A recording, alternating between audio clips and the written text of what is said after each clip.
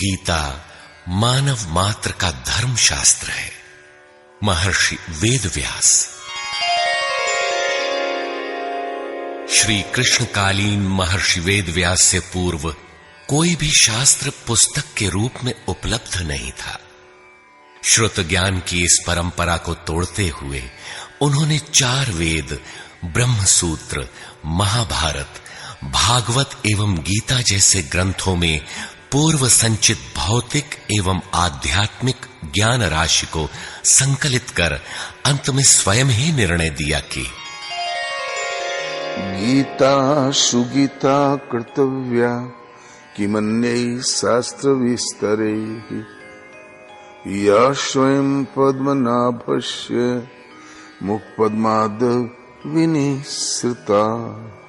भीष्म पर्व।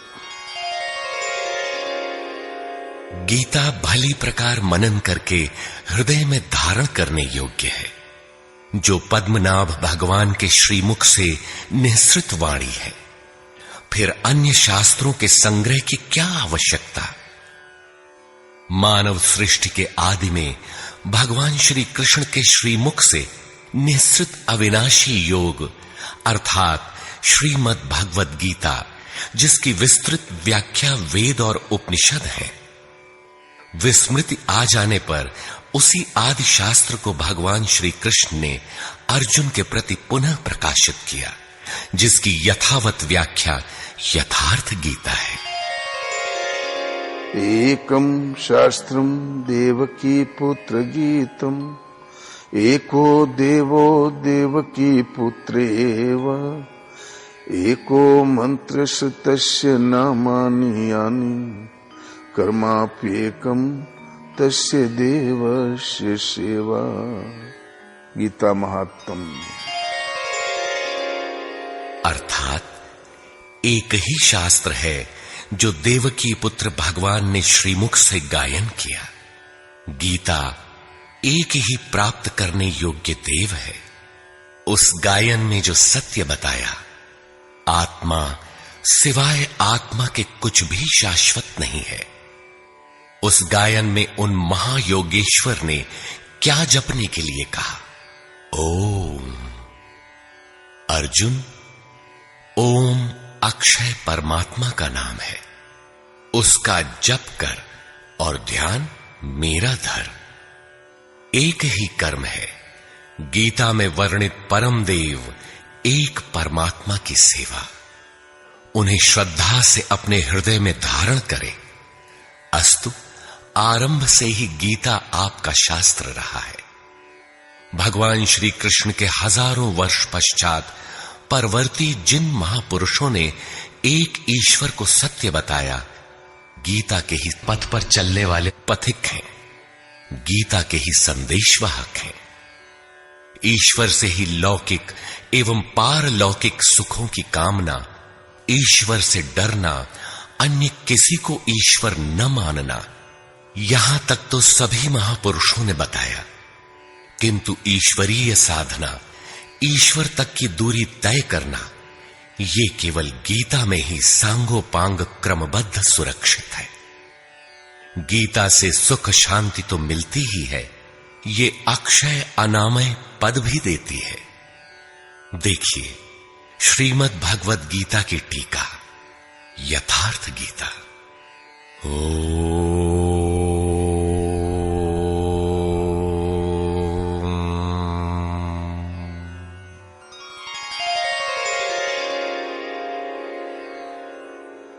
धर्म सिद्धांत 1। सभी प्रभु के पुत्र। ममैवांशो जीवलोके जीवभूतः सनातनः मनः षष्ठानीन्द्रियाणि प्रकृतिस्थानि कर्षति। सभी मानव ईश्वर की संतान है, मेरे विशुद्ध अंश है। मानव तन की सार्थकता। किम पुनर्ब्राह्मणा पुण्या भक्ता राजर्षयस्तथा अनित्यमसुखं लोकम् इमं प्राप्य भजस्व माम्। सुख रहित क्षण भंगुर किंतु दुर्लभ मानव तन को पाकर मेरा भजन कर, अर्थात भजन का अधिकार मनुष्य शरीरधारी को है। मनुष्य की केवल दो जाति, द्वौ भूत सर्गौ लोकेऽस्मिन् दैव आसुर एव च। दैवो विस्तरशः प्रोक्त आसुरं पार्थ मे शृणु। मनुष्य केवल दो प्रकार के हैं, देवता और असुर। जिसके हृदय में दैवी संपत्ति कार्य करती है वो देवता है, तथा जिसके हृदय में आसुरी संपत्ति कार्य करती है वो असुर है। तीसरी कोई अन्य जाति सृष्टि में नहीं है। हर कामना ईश्वर से सुलभ। त्रैविद्या मां सोमपाः पूतपापाः यज्ञैरिष्ट्वा स्वर्गतिं प्रार्थयन्ते। ते पुण्यमासाद्य सुरेन्द्रलोकम् अश्नन्ति दिव्यान् दिवि देवभोगान्।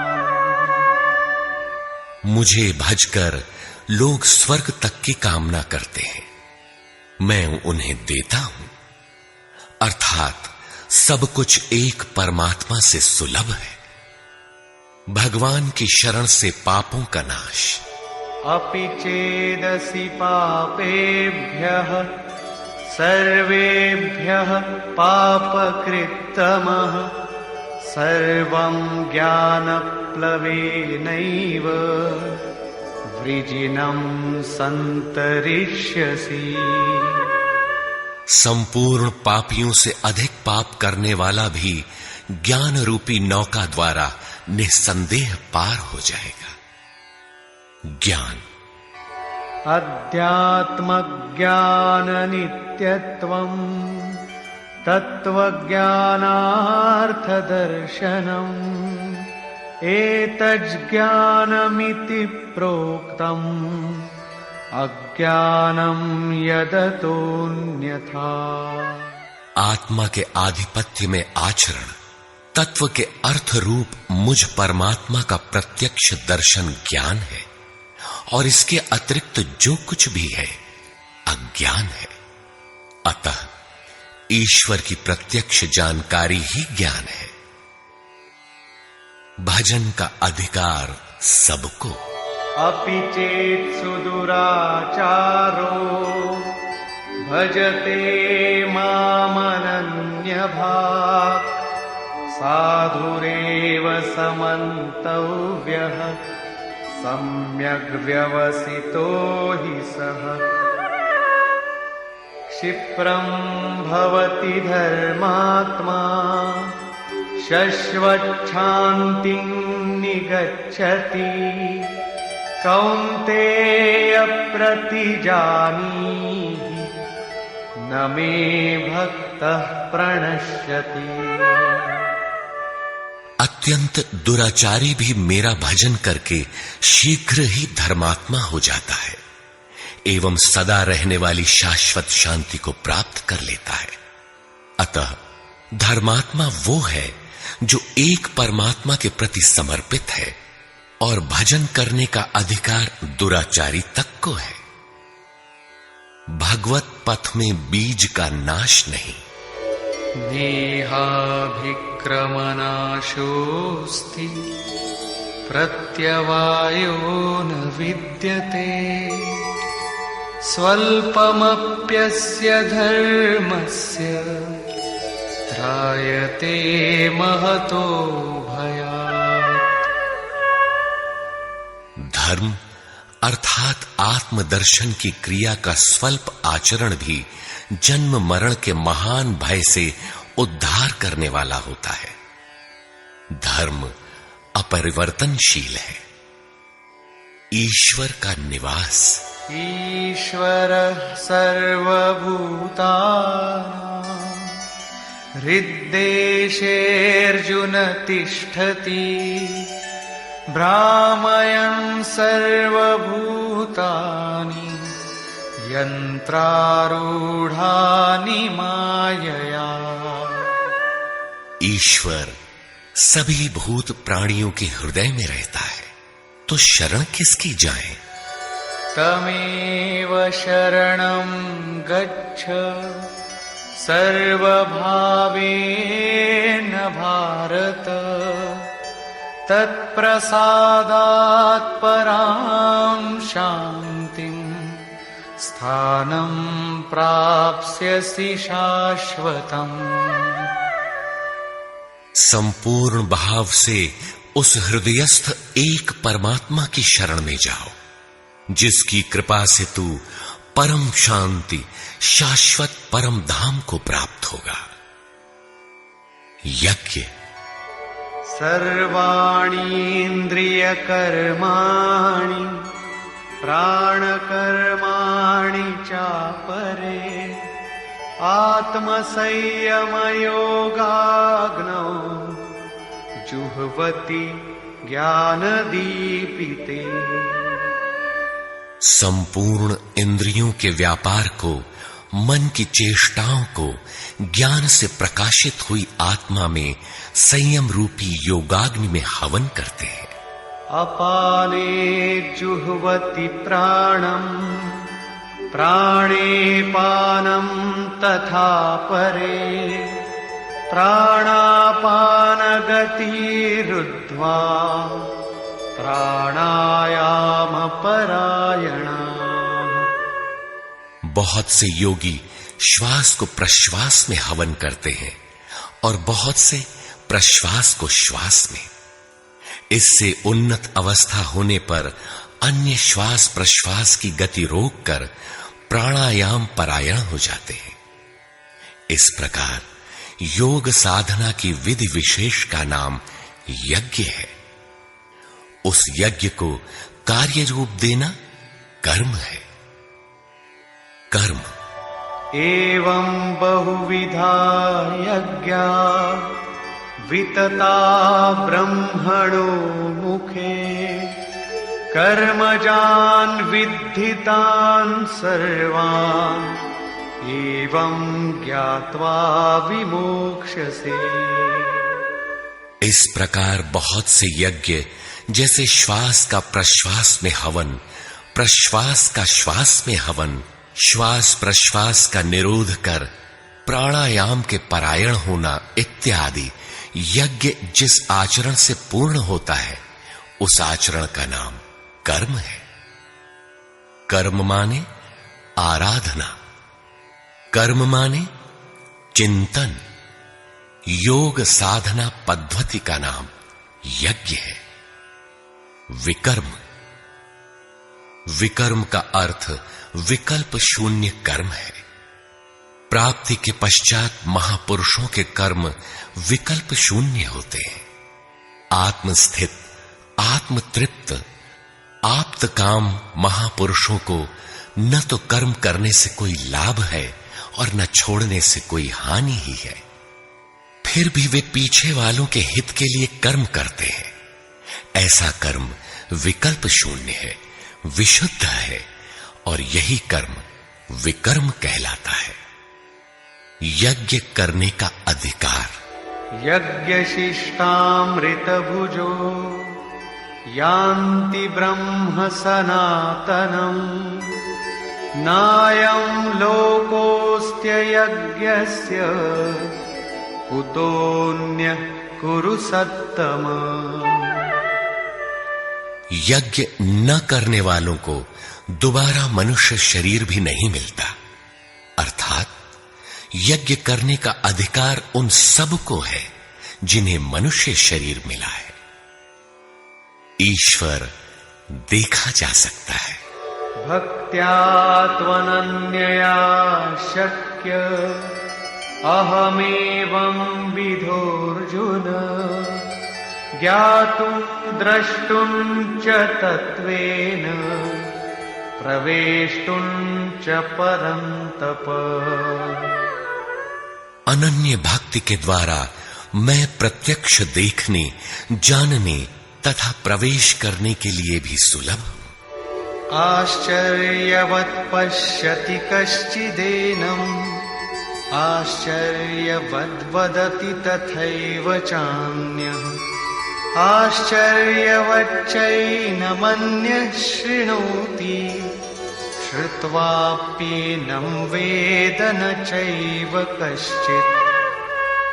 इस अविनाशी आत्मा को कोई विरला ही आश्चर्य की तरह देखता है, आश्चर्य की तरह उपदेश करता है, और कोई विरला ही इसे आश्चर्य की तरह सुनता है। अर्थात ये प्रत्यक्ष दर्शन है। आत्मा ही सत्य है, सनातन है। अच्छेद्योऽयमदाह्योऽयम् अक्लेद्यो शोष्य एव च, नित्यः सर्वगतः स्थाणुः अचलोऽयं सनातनः। ये आत्मा सर्वव्यापक, अचल, स्थिर रहने वाला और सनातन है। आत्मा ही सत्य है। विधाता और उससे उत्पन्न सृष्टि नश्वर है। आब्रह्म भुवनाल्लोकाः पुनरावर्तिनोऽर्जुन, मामुपेत्य तु कौन्तेय पुनर्जन्म न विद्यते।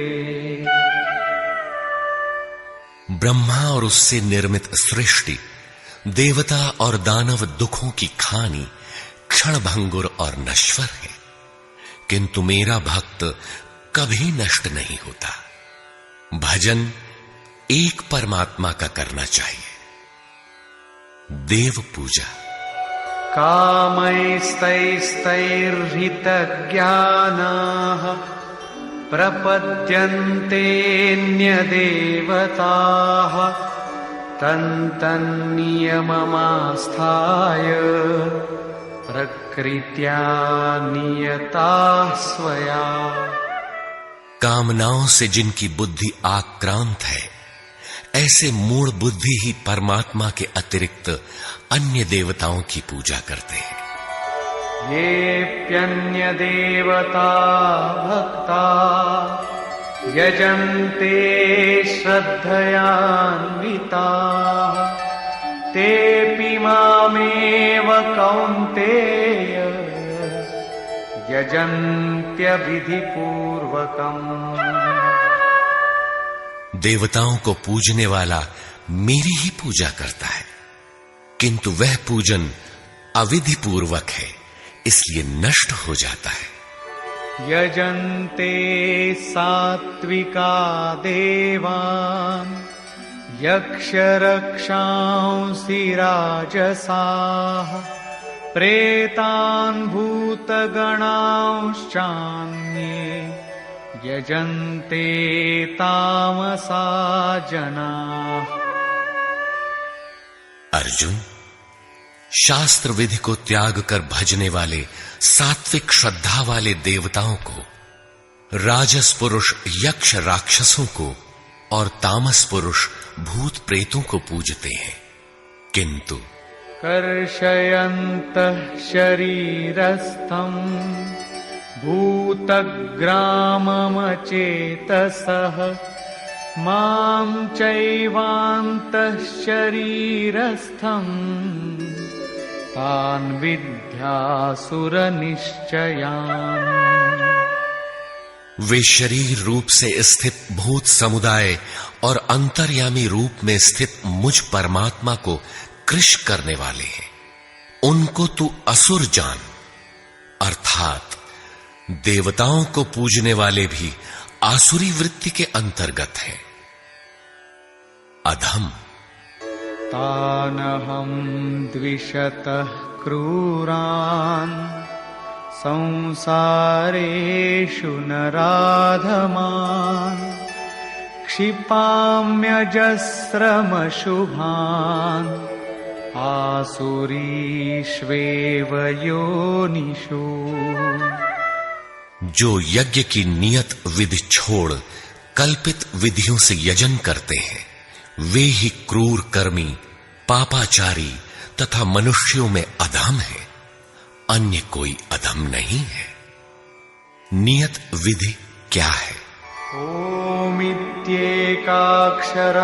ब्रह्म व्याहरन् मामनुस्मरन् यः प्रयाति त्यजन् देहं स याति परमां गतिम्। ओम जो अक्षय ब्रह्म का परिचायक है, उसका जप तथा मुझ एक परमात्मा का स्मरण, तत्वदर्शी महापुरुष के संरक्षण में ध्यान। शास्त्र इति गुह्यतमं शास्त्रम् इदमुक्तं मया नघ एतद्बुद्ध्वा बुद्धिमान् स्यात् कृतकृत्यश्च भारत। इस प्रकार यह अति गोपनीय शास्त्र मेरे द्वारा कहा गया।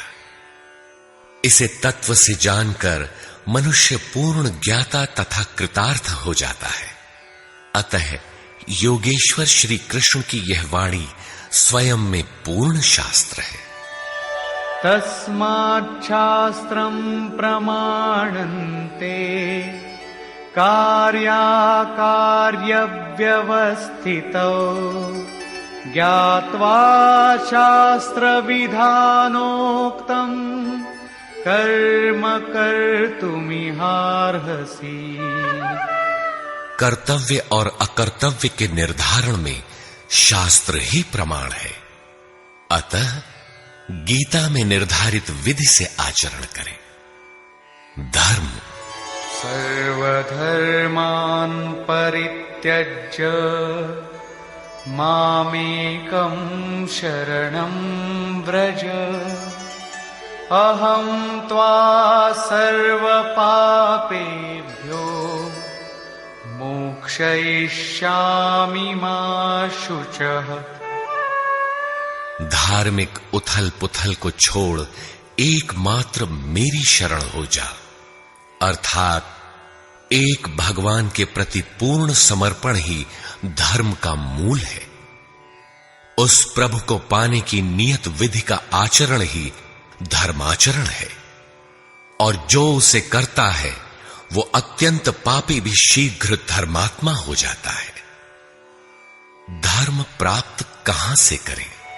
ब्रह्मणो हि प्रतिष्ठाहम् अमृतस्याव्ययस्य च शाश्वतस्य च धर्मस्य सुखस्यैकान्तिकस्य च। उस अविनाशी ब्रह्म का, अमृत का, शाश्वत धर्म का और अखंड एक रस आनंद का मैं ही आश्रय हूं, अर्थात परमात्म स्थित सद्गुरु ही इन सब का आश्रय है। नोट: विश्व के सारे धर्मों की सत्य धारा एक ईश्वर गीता का ही प्रसारण है।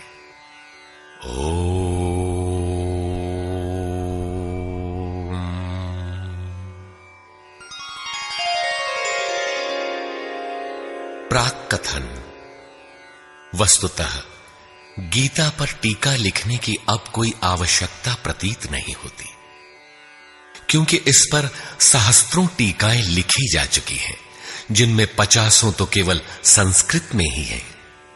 गीता को लेकर 50 मत हैं, जबकि सबकी आधारशिला एकमात्र गीता है।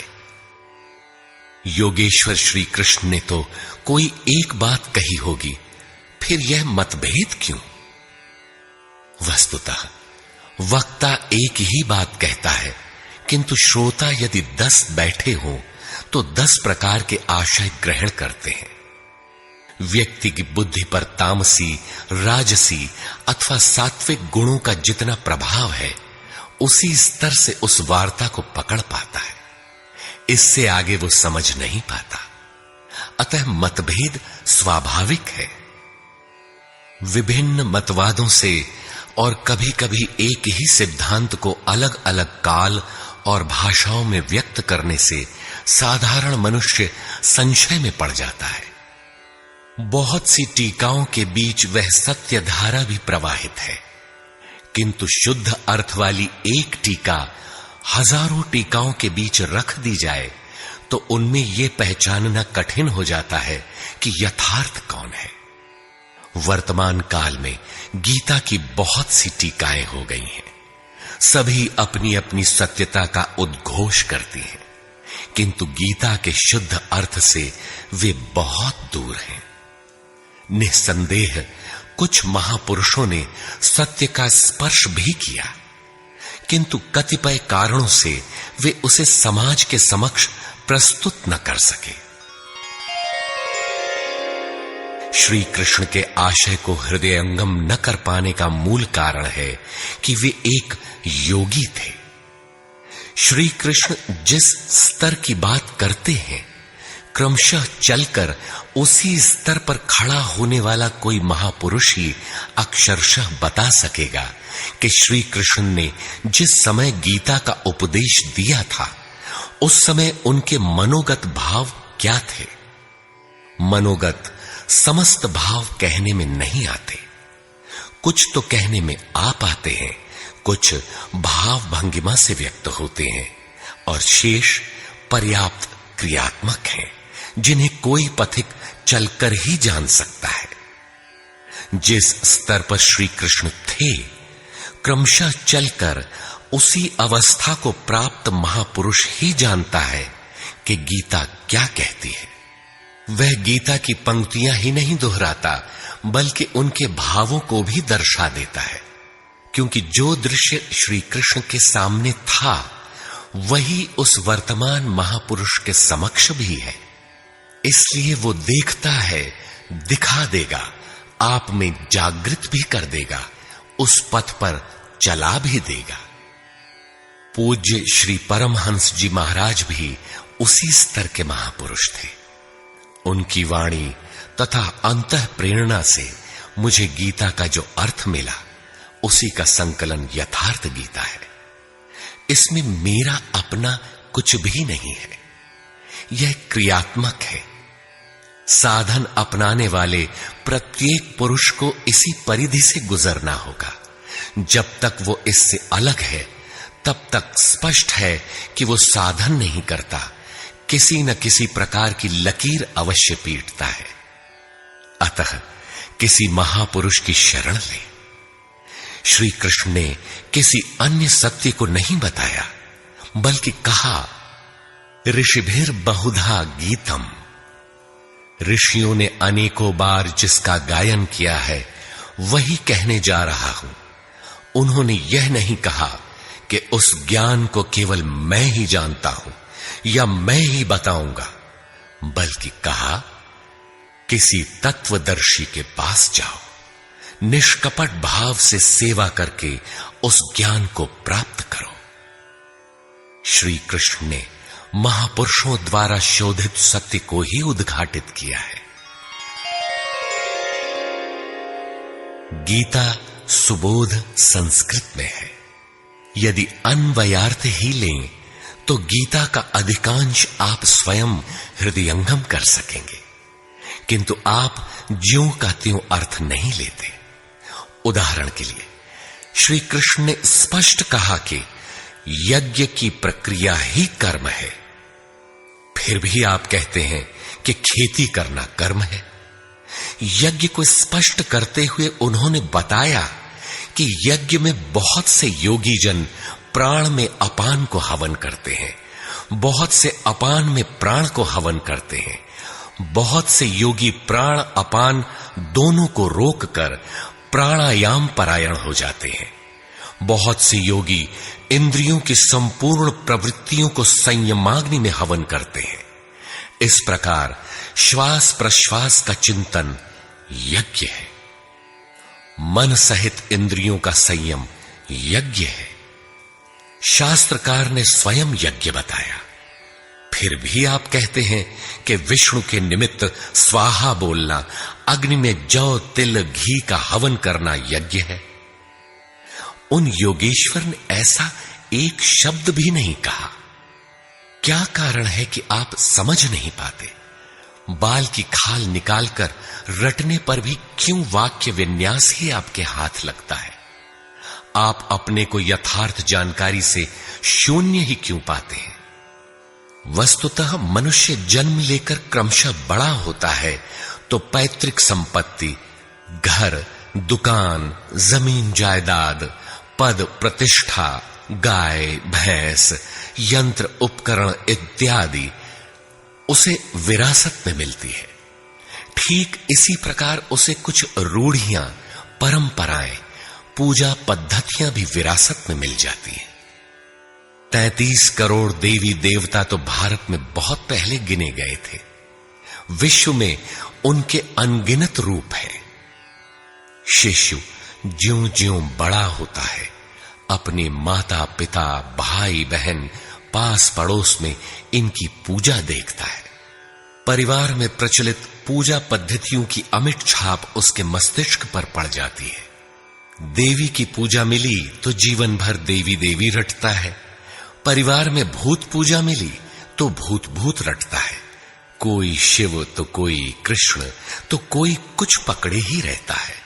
उन्हें वो छोड़ नहीं सकता। ऐसे भ्रांत पुरुष को गीता जैसा कल्याणकारी शास्त्र मिल भी जाए तो वो उसे नहीं समझ सकता। पैतृक संपदा को कदाचित वो छोड़ भी सकता है, किंतु इन रूढ़ियों और मजहबी पचड़ों को नहीं मिटा सकता। पैतृक संपत्ति को हटाकर आप हजारों मील दूर जा सकते हैं, किंतु दिल दिमाग में अंकित ये रूढ़िगत विचार वहां भी आपका पिंड नहीं छोड़ते। आप सिर काटकर अलग तो नहीं रख सकते, अतः आप यथार्थ शास्त्र को भी उन्हीं रूढ़ियों, रीति रिवाजों, मान्यताओं और पूजा पद्धतियों के अनुरूप ढाल कर देखना चाहते हैं। यदि उनके अनुरूप बात ढलती है, वार्ता का क्रम बैठता है, तो आप उसे सही मानते हैं, और नहीं ढलती तो गलत मानते हैं। इसीलिए आप गीता का रहस्य नहीं देख पाते। गीता का रहस्य रहस्य ही बनकर रह जाता है। इसके वास्तविक पारखी संत अथवा सद्गुरु हैं।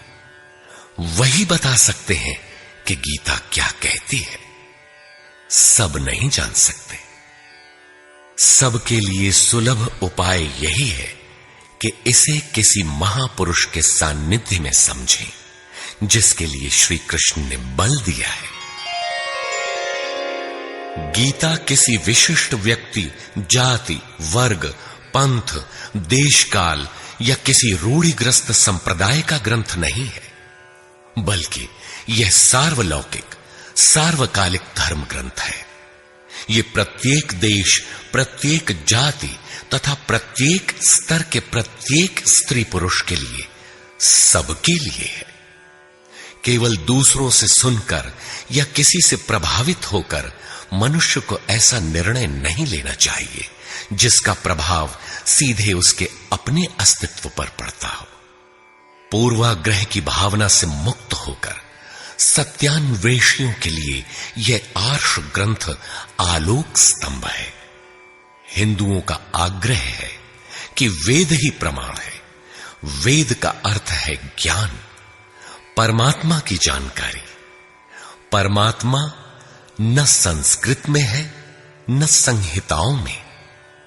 पुस्तक तो उसका संकेत मात्र है। वह वस्तुतः हृदय में जागृत होता है। विश्वामित्र चिंतन कर रहे थे। उनकी भक्ति देखकर ब्रह्मा आए। बोले, आज से तुम ऋषि हो। विश्वामित्र को संतोष नहीं हुआ। चिंतन में लगे रहे। कुछ काल पश्चात देवताओं सहित ब्रह्मा पुनः आए और बोले, आज से तुम राजर्षि हो। किंतु विश्वामित्र का समाधान न हुआ। वे अनवरत चिंतन में लगे रहे। ब्रह्मा दैवी संपदाओं के साथ पुनः आए और बताया कि आज से तुम महर्षि हुए। विश्वामित्र ने कहा, नहीं, मुझे जितेंद्रिय ब्रह्मर्षि कहें। ब्रह्मा ने कहा, अभी तुम जितेंद्रिय नहीं हो।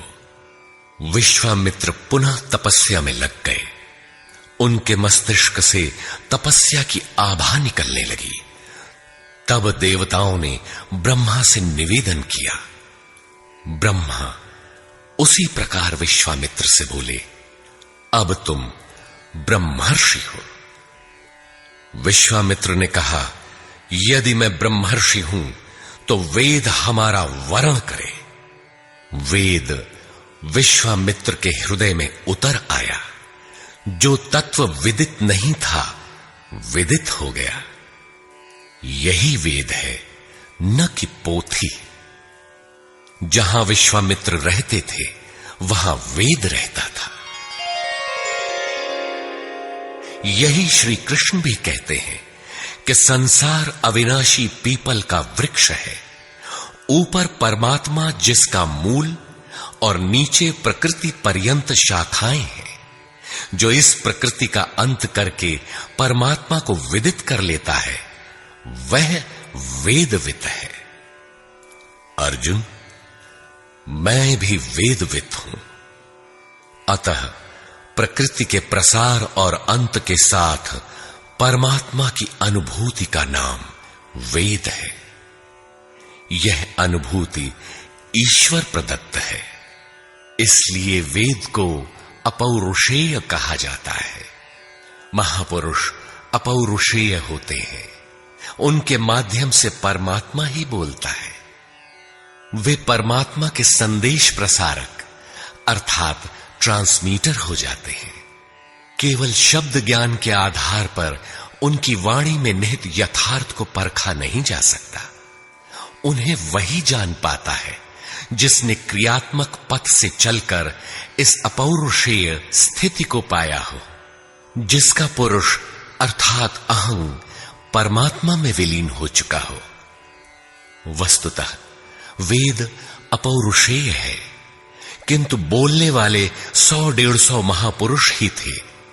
उन्हीं की वाणी का संकलन वेद कहलाता है। किंतु जब शास्त्र लिखने में आ जाता है तो सामाजिक व्यवस्था के नियम भी उसके साथ लिख दिए जाते हैं। महापुरुष के नाम पर जनता उनका भी पालन करने लगती है, यद्यपि धर्म से उनका दूर का भी संबंध नहीं रहता। आधुनिक युग में मंत्रियों के आगे पीछे घूमकर साधारण नेता भी अधिकारियों से अपना काम करा लेते हैं, जबकि मंत्री ऐसे नेताओं को जानते भी नहीं। इसी प्रकार सामाजिक व्यवस्थाकार महापुरुष की ओट में जीने खाने की व्यवस्था भी ग्रंथों में लिपिबद्ध कर देते हैं। उनका सामाजिक उपयोग तत्सामयिक ही होता है। वेदों के संबंध में भी यही है। वेद के 2 भाग हैं, कर्मकांड और ज्ञान कांड। कर्मकांड समाज शास्त्र है, जैसे वास्तुशास्त्र, आयुर्वेद, धनुर्वेद, गंधर्व वेद इत्यादि। ज्ञान कांड उपनिषद है। उनका भी मूल योगेश्वर श्री कृष्ण की प्रथम वाणी गीता है। सारांशत गीता अपौरुषेय परमात्मा से समुद्भूत उपनिषद सुधा का सार सर्वस्व है। इसी प्रकार प्रत्येक महापुरुष जो परम तत्व को प्राप्त कर लेता है स्वयं में धर्म ग्रंथ है। उसकी वाणी का संकलन विश्व में कहीं भी हो शास्त्र कहलाता है। किंतु कतिपय धर्मावलंबियों का यह कथन है कि जितना कुरान में लिखा है उतना ही सच है। अब कुरान नहीं उतरेगा। ईसा मसीह पर विश्वास किए बिना स्वर्ग नहीं मिल सकता। वह ईश्वर का इकलौता बेटा था। अब ऐसा महापुरुष नहीं हो सकता। उनकी रूढ़िवादिता है। यदि उसी तत्व को साक्षात कर लिया जाए तो वही बात फिर होगी। गीता सार्वभौम है। धर्म के नाम पर प्रचलित विश्व के समस्त धर्म ग्रंथों में गीता का स्थान अद्वितीय है। यह स्वयं में धर्मशास्त्र ही नहीं बल्कि अन्य धर्म ग्रंथों में निहित सत्य का मानदंड भी है। गीता वह कसौटी है जिस पर प्रत्येक धर्म ग्रंथ में अनुस्यूत सत्य अनावृत हो उठता है। परस्पर विरोधी कथनों का समाधान निकल आता है। प्रत्येक धर्म ग्रंथ में संसार में जीने खाने की कला और कर्म कांडों का बाहुल्य है। जीवन को आकर्षक बनाने के लिए उन्हें करने तथा न करने के रोचक भयानक वर्णनों से धर्म ग्रंथ भरे पड़े हैं। कर्म कांडों की इसी परंपरा को जनता धर्म समझने लगती है। जीवन निर्वाह की कला के लिए निर्मित पूजा पद्धतियों में देश काल और परिस्थितियों के अनुसार परिवर्तन स्वाभाविक है। धर्म के नाम पर समाज में कलह का यही एकमात्र कारण है। गीता इन क्षणिक व्यवस्थाओं से ऊपर उठकर आत्मिक पूर्णता में प्रतिष्ठित करने का क्रियात्मक अनुशीलन है, जिसका एक भी श्लोक भौतिक जीवन यापन के लिए नहीं है। इसका प्रत्येक श्लोक आपसे आंतरिक युद्ध आराधना की मांग करता है। तथाकथित धर्म ग्रंथों की भांति यह आपको स्वर्ग या नर्क के द्वंद्व में फंसाकर नहीं छोड़ता, बल्कि उस अमरत्व की उपलब्धि कराता है जिसके पीछे जन्म मृत्यु का बंधन नहीं रह जाता। प्रत्येक महापुरुष की अपनी शैली और कुछ अपने विशिष्ट शब्द होते हैं। योगेश्वर श्री कृष्ण ने भी गीता में कर्म, यज्ञ, वर्ण, वर्ण संकर, युद्ध, क्षेत्र, ज्ञान इत्यादि शब्दों पर बार बार बल दिया है। इन शब्दों का अपना आशय है और पुनरावृत्ति में भी इनका अपना सौंदर्य है। हिंदी रूपांतरण में इन शब्दों को उसी आशय में लिया गया है तथा आवश्यक स्थलों की व्याख्या भी की गई है। गीता के आकर्षण निम्नलिखित प्रश्न हैं, जिनका आशय आधुनिक समाज खो चुका है। वे इस प्रकार हैं जिन्हें यथार्थ गीता में आप पाएंगे। श्री कृष्ण एक योगेश्वर थे। सत्य, आत्मा ही सत्य है। सनातन, आत्मा सनातन है, परमात्मा सनातन है। सनातन धर्म परमात्मा से मिलाने वाली क्रिया है। युद्ध दैवी एवं आसुरी संपदाओं का संघर्ष युद्ध है। ये अंतःकरण की दो प्रवृत्तियां हैं। इन दोनों का मिटना परिणाम है। युद्ध स्थान, यह मानव शरीर और मन सहित इंद्रियों का समूह युद्ध स्थल है। ज्ञान, परमात्मा की प्रत्यक्ष जानकारी ज्ञान है। योग, संसार के संयोग वियोग से रहित अव्यक्त ब्रह्म के मिलन का नाम योग है। ज्ञान योग, आराधना ही कर्म है। अपने पर निर्भर होकर कर्म में प्रवृत्त होना ज्ञान योग है। निष्काम कर्म योग, इष्ट पर निर्भर होकर समर्पण के साथ कर्म में प्रवृत्त होना निष्काम कर्म योग है। श्री कृष्ण ने किस सत्य को बताया? श्री कृष्ण ने उसी सत्य को बताया जिसको तत्वदर्शियों ने पहले देख लिया था और आगे भी देखेंगे। यज्ञ साधना की विधि विशेष का नाम यज्ञ है। कर्म यज्ञ को कार्य रूप देना ही कर्म है।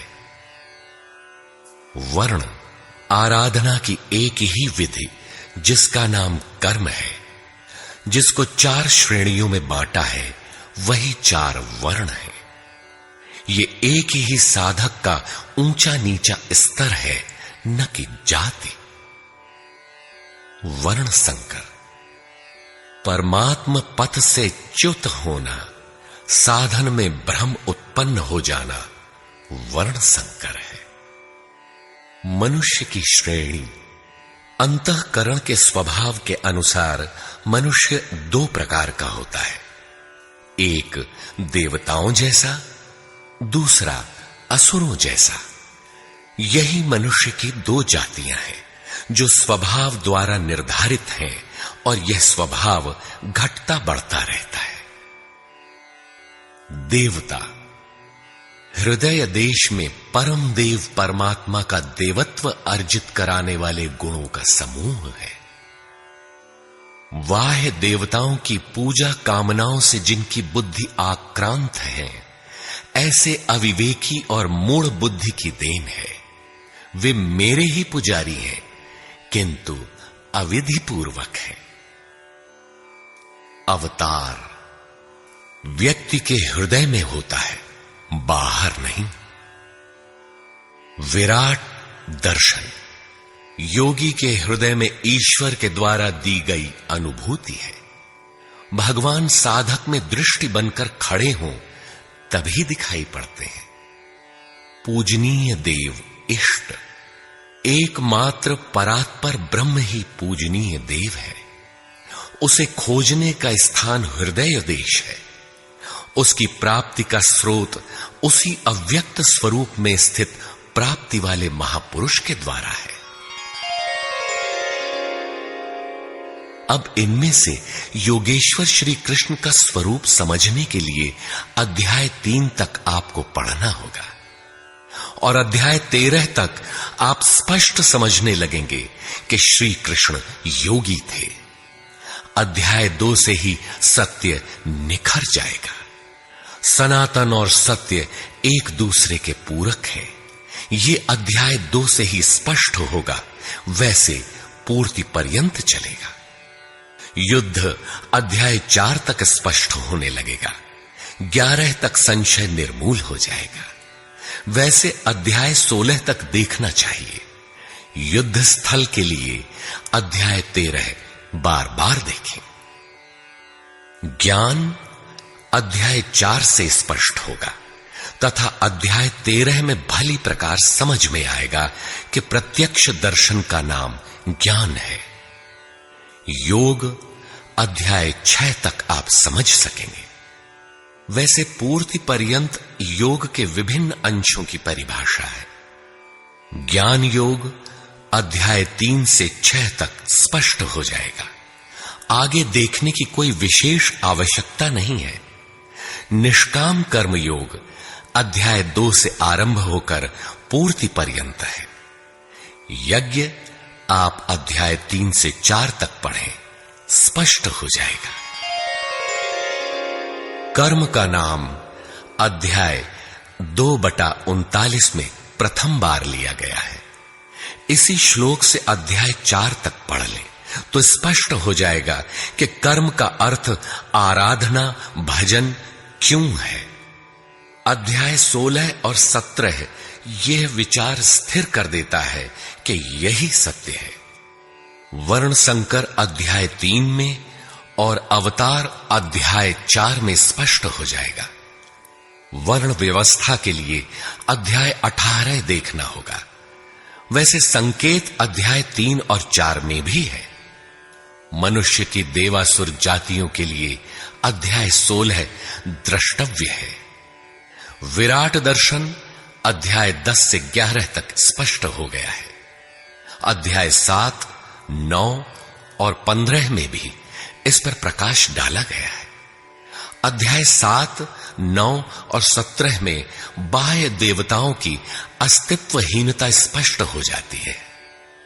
परमात्मा के पूजन की स्थली हृदय देश ही है, जिसमें ध्यान, श्वास प्रश्वास के चिंतन इत्यादि की क्रियाएं जो एकांत में बैठकर की जाती हैं। अध्याय 3, 4, 6 और 18 में स्पष्ट है। बहुत सोचने विचारने से क्या प्रयोजन है? यदि अध्याय 6 तक ही अध्ययन कर लें तो भी यथार्थ गीता का मूल आशय आपकी समझ में आ जाएगा। गीता जीविका संग्राम का साधन नहीं, अपितु जीवन संग्राम में शाश्वत विजय का क्रियात्मक प्रशिक्षण है। इसलिए युद्ध ग्रंथ है जो वास्तविक विजय दिलाता है, किंतु गीतोक्त युद्ध तलवार, धनुष, वाण, गदा और फरसे से लड़ा जाने वाला सांसारिक युद्ध नहीं है और न इन युद्धों में शाश्वत विजय निहित है। ये सत प्रवृत्तियों का संघर्ष है जिनके रूपकात्मक वर्णन की परंपरा रही है। वेद में इंद्र और वृत्र, विद्या और अविद्या, पुराणों में देवासुर संग्राम, महाकाव्यों में राम और रावण, कौरव एवं पांडवों के संघर्ष को ही गीता में धर्म क्षेत्र और कुरुक्षेत्र, दैवी संपद एवं आसुरी संपद, सजातीय एवं विजातीय, सद्गुण एवं दुर्गुणों का संघर्ष कहा गया है। यह संघर्ष जहां होता है वह स्थान कहां है? गीता का धर्म क्षेत्र और कुरुक्षेत्र भारत का कोई भूखंड नहीं, बल्कि स्वयं गीताकार के शब्दों में इदं शरीरम कौन्तेय क्षेत्रमित्यभिधीयते। कौन्तेय, यह शरीर ही एक क्षेत्र है जिसमें बोया हुआ भला और बुरा बीज संस्कार रूप से सदैव उगता है। 10 इंद्रियां, मन, बुद्धि, चित्त, अहंकार, 5 विकार और 3 गुणों का विकार इस क्षेत्र का विस्तार है। प्रकृति से उत्पन्न इन 3 गुणों से विवश होकर मनुष्य को कर्म करना पड़ता है। वह क्षण मात्र भी कर्म किए बिना नहीं रह सकता। पुनरपि जननम पुनरपि मरणम पुनरपि जननी जठरे शयनम। जन्म जन्मांतरों से करते ही तो बीत रहा है, यही कुरुक्षेत्र है। सद्गुरु के माध्यम से साधना के सही दौर में पड़कर साधक जब परम धर्म परमात्मा की ओर अग्रसर होता है, तब यह क्षेत्र धर्म क्षेत्र बन जाता है। यह शरीर ही क्षेत्र है। इसी शरीर के अंतराल में अंतःकरण की 2 प्रवृत्तियां पुरातन हैं, दैवी संपद और आसुरी संपद। दैवी संपद में है पुण्य रूपी पांडु और कर्तव्य रूपी कुंती। पुण्य जागृत होने से पहले मनुष्य जो कुछ भी कर्तव्य समझकर करता है, अपनी समझ से वह कर्तव्य ही करता है, किंतु उससे कर्तव्य होता नहीं, क्योंकि पुण्य के बिना कर्तव्य को समझा ही नहीं जा सकता। कुंती ने पांडु से संबंध होने से पूर्व जो कुछ भी अर्जित किया वह था कर्ण। आजीवन कुंती के पुत्रों से लड़ता रह गया। पांडवों का दुर्धर्ष शत्रु यदि कोई था तो वह था कर्ण। विजातीय कर्म ही कर्ण है जो बंधनकारी है, जिससे परंपरागत रूढ़ियों का चित्रण होता है। पूजा पद्धतियां पिंड नहीं छोड़ती। पुण्य जागृत होने पर धर्म रूपी युधिष्ठिर, अनुराग रूपी अर्जुन, भाव रूपी भीम, नियम रूपी नकुल, सत्संग रूपी सहदेव, सात्विकता रूपी सात्यकी, काया में सामर्थ्य रूपी काशीराज, कर्तव्य के द्वारा भव पर विजय कुंती भोज इत्यादि इष्टोन्मुखी मानसिक प्रवृत्तियों का उत्कर्ष होता है, जिनकी गणना 7 अक्षौहिणी है। अक्ष दृष्टि को कहते हैं। सत्यमयी दृष्टिकोण से जिसका गठन है वह है दैवी संपद। परम धर्म परमात्मा तक की दूरी तय कराने वाली ये 7 सीढ़ियां, 7 भूमिकाएं हैं। न कि कोई गणना विशेष। वस्तुतः ये प्रवृत्तियां अनंत हैं। दूसरी ओर है कुरुक्षेत्र, जिसमें 10 इंद्रियां और 1 मन 11 अक्षौहिणी सेना है। मन सहित इंद्रियमयी दृष्टिकोण से जिसका गठन है वह है आसुरी संपद, जिसमें है अज्ञान रूपी धृतराष्ट्र, जो सत्य को जानते हुए भी अंधा बना रहता है। उसकी सहचारिणी है गांधारी। इंद्रिय आधार वाली प्रवृत्ति, इनके साथ हैं मोह रूपी दुर्योधन, दुर्बुद्धि रूपी दुःशासन, विजातीय कर्म रूपी कर्ण, भ्रम रूपी भीष्म, द्वैत के आचरण रूपी द्रोणाचार्य, आसक्ति रूपी अश्वत्थामा, विकल्प रूपी विकर्ण, अधूरी साधना में कृपा के आचरण रूपी कृपाचार्य, और इन सब के बीच जीव रूपी विदुर है, जो रहता है अज्ञान में, किंतु दृष्टि सदैव पांडवों पर है। पुण्य से प्रवाहित प्रवृत्ति पर है, क्योंकि आत्मा परमात्मा का शुद्ध अंश है। इस प्रकार आसुरी संपद भी अनंत है। क्षेत्र एक ही है, यह शरीर, इसमें लड़ने वाली प्रवृत्तियां 2 हैं। एक प्रकृति में विश्वास दिलाती है, नीच अधम योनियों का कारण बनती है, तो दूसरी परम पुरुष परमात्मा में विश्वास और प्रवेश दिलाती है। तत्वदर्शी महापुरुष के संरक्षण में क्रमशः साधन करने पर दैवी संपत्ति का उत्कर्ष और आसुरी संपत्ति का सर्वथा शमन हो जाता है। जब कोई विकार ही नहीं रहा, मन का सर्वथा निरोध और निरुद्ध मन का भी विलय हो जाता है, तो दैवी संपत्ति की आवश्यकता समाप्त हो जाती है। अर्जुन ने देखा कि कौरव पक्ष के अनंतर पांडव पक्ष के योद्धा भी योगेश्वर में समाहित हो रहे हैं। पूर्ति के साथ दैवी संपत्ति भी विलीन हो जाती है। अंतिम शाश्वत परिणाम निकल आता है। इसके पश्चात महापुरुष यदि कुछ करता है तो केवल अनुयायियों के मार्गदर्शन के लिए ही करता है। लोक संग्रह की इसी भावना से महापुरुषों ने सूक्ष्म मनोभावों का वर्णन उन्हें ठोस स्थूल रूप देकर किया है। गीता छंदोबद्ध है, व्याकरण सम्मत है, किंतु इसके पात्र प्रतीकात्मक हैं। अमूर्त योग्यताओं के मूर्त रूप मात्र है। गीता के आरंभ में 30-40 पात्रों का नाम लिया गया है, जिनमें आधे सजातीय हैं, आधे विजातीय। कुछ पांडव पक्ष के हैं, कुछ कौरव पक्ष के। विश्व रूप दर्शन के समय इनमें से 4-6 नाम पुनः आए हैं, अन्यथा संपूर्ण गीता में इन नामों की चर्चा तक नहीं है। एकमात्र अर्जुन ही ऐसा पात्र है जो आरंभ से अंत तक योगेश्वर के समक्ष है। वह अर्जुन भी केवल योग्यता का प्रतीक है, न कि व्यक्ति विशेष। गीता के आरंभ में अर्जुन सनातन कुल धर्म के लिए विकल है, किंतु योगेश्वर श्री कृष्ण ने इसे अज्ञान बताया और निर्देश दिया कि आत्मा ही सनातन है, शरीर नाशवान है, इसलिए युद्ध कर। इस आदेश से यह स्पष्ट नहीं होता कि अर्जुन कौरवों को ही मारे। पांडव पक्ष के भी शरीरधारी ही तो थे, दोनों ओर संबंधी ही तो थे। संस्कारों पर आधारित शरीर क्या तलवार से काटने पर समाप्त हो सकेगा? जब शरीर नाशवान है, जिसका अस्तित्व है ही नहीं, तो अर्जुन कौन था? श्री कृष्ण किसकी रक्षा में खड़े थे? क्या किसी शरीरधारी की रक्षा में खड़े थे? श्री कृष्ण ने कहा, जो शरीर के लिए परिश्रम करता है वह पापायु मूढ़ बुद्धि पुरुष व्यर्थ ही जीता है।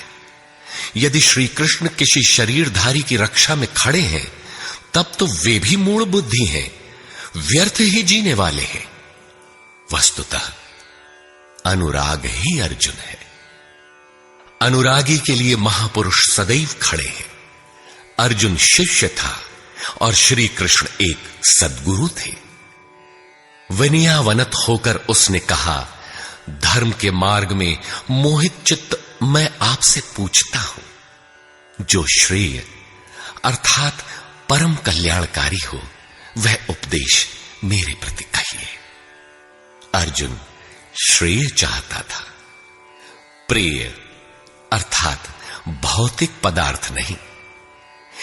केवल कहिए ही नहीं, साधिए, संभालिए।